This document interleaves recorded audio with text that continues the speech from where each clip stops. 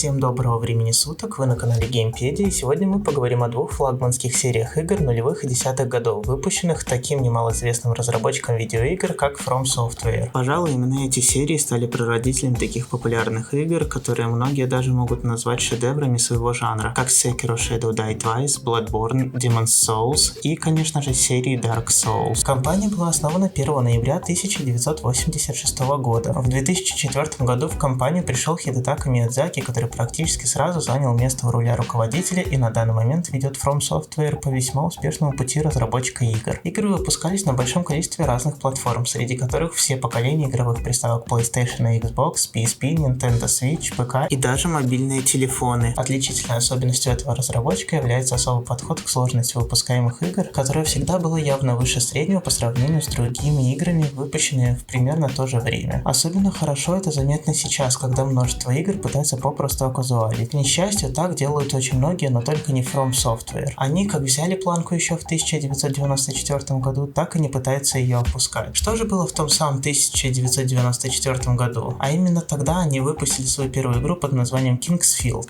RPG с видом от первого лица, выпущенная еще на PlayStation первого поколения. Думаю, все знают, что в то время большинство игр было достаточно хардкорными, но даже среди них Kingsfield можно назвать флагманом. Сюжет игры основан на нападении демонов на королевство Вердит, которое нам и предстоит защищать. К тому же игра, помимо своей сложности, может похвалиться достаточно высокой скоростью разработки, на игру ушло около полугода, а также трехмерной графикой, еще не слишком популярна на тот момент. После успешного релиза первой части в течение 2 лет вышло еще 2 части данной серии, получившие достаточно неплохие рейтинги. Четвертая и последняя игра серии вышла только спустя 5 лет после выхода третьей части, при этом в Америке игра появилась только в 2002 году, а в Европе и вовсе в 2003.